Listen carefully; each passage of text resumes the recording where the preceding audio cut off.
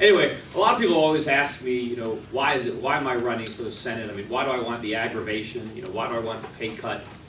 And, the reality is I have been a staunch critic of Washington for years. Throughout my profession, I've been criticizing the policies coming out of Washington, coming out of Congress, the Federal Reserve. And I've been doing what I can to help my clients at my brokerage firm invest their money to protect themselves from the devastation that I saw coming as a result of these policies.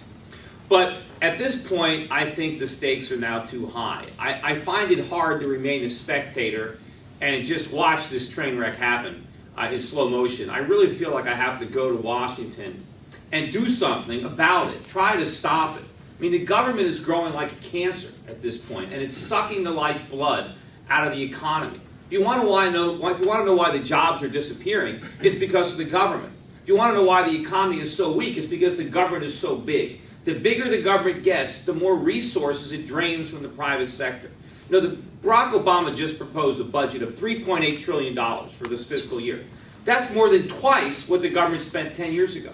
Twice. I remember 10 years ago I thought the government was big then, and now it's doubled in size. Most Americans earn less than they did 10 years ago. The stock market is lower than it was 10 years ago. How can the government be twice the size? It has to shrink. We just talked a little bit about what federal workers are earning. I was shocked to see these numbers, but the average federal worker now earns 60% more than the average private sector worker. And that's in cash. If you count the benefits, the average government employee earns twice what the average person earns in the private sector. How can that be? I mean, they're supposed to be civil servants. They're supposed to work for us. Right? Was it the Twilight Zone? There was a time when the government workers actually earned less. Right? They really were servants. Who's the servant now? So we need to cut this. We need to actually slash federal payrolls. We need to give a pay cut to everybody in Washington because we as taxpayers can't afford these lavish pay packages. The salaries and the benefits need to be cut. And we need to really shrink government. We can't just talk about stopping the growth in the future. We need to make it smaller right now. So not only does that mean cutting the salaries of workers, but eliminating workers entirely. We need to abolish entire government departments. There are a lot of them that we don't need. We can get rid of them. I mean, just one example is the Department of Energy, which we didn't have until Jimmy Carter. So if you thought Jimmy Carter was a great president, then maybe you like the Department of Energy. But when they started that department, the reason they started it was they were going to end our dependence on foreign oil. That was the goal. That's why we have it. Well, when we started it, we imported about 50% of our oil. Now we import 70% of our oil. It's been a colossal failure. They spend $30 billion a year. Abolish it, right?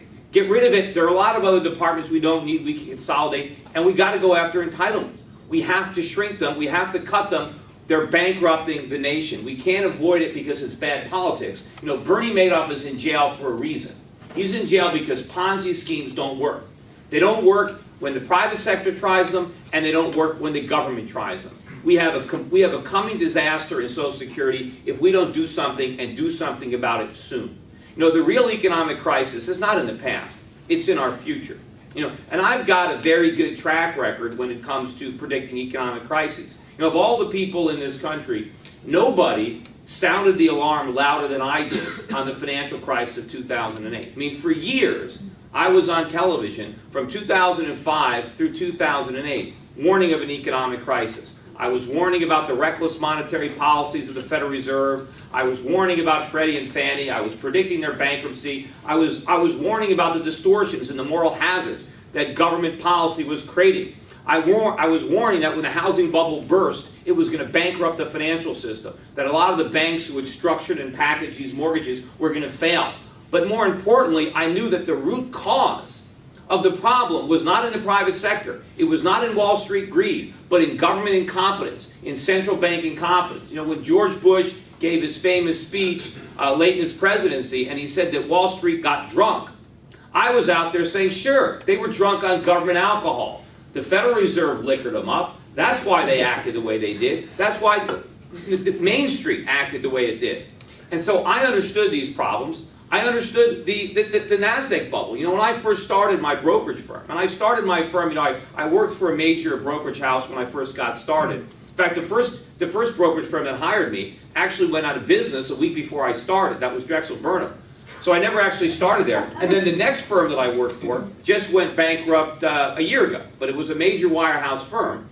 But I worked there long enough to realize that I didn't like it. I didn't think that the average investor was getting his fair shake. So I started my own brokerage firm, and I started working out of my one-bedroom apartment in downtown Los Angeles.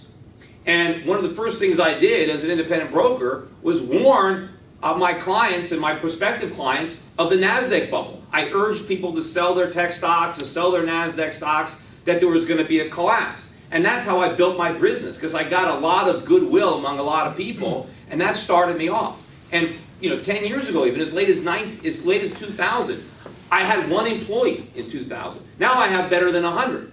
I have 15,000 customers. I have 6 offices. I have a couple of $1 billion in customer accounts. I run a mutual fund. I run an asset management company. I do investment banking. I didn't do any of that 10 years ago. I was just one guy. And so I understand how businesses grow, and more importantly, understand why they don't grow. The one thing I know for sure is I never could have started my business today the way I did, because the regulation has grown like crazy. I now have 7 people that work for me, and all they do is comply with government regulations. They don't do anything else. It's a complete waste of money, and not only is it making me less productive, it's making all my other workers less productive. If I didn't have these 7 guys, I could have another 100 employees that actually were producing and helping the business.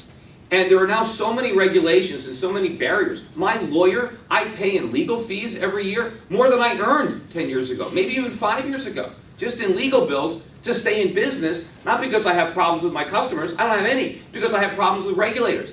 And why is all this regulation here? I mean, did it stop Bernie Madoff? No. It's not doing any of that. It's gumming up the works. It's so these bureaucrats can justify their big salaries. Why don't we just get rid of them? We need to shrink the government. We keep talking about stimulus. How can we stimulate the economy? The only way to stimulate the economy is to shrink government. The stimulus is the problem. The stimulus is toxic. It's actually a sedative. The more the government stimulates the economy, the weaker it gets. The more bills they pass to create jobs, the more jobs they're going to destroy. Right? Jobs don't come from government. They don't come from passing legislation. They can come from repealing legislation. Jobs come from the private sector.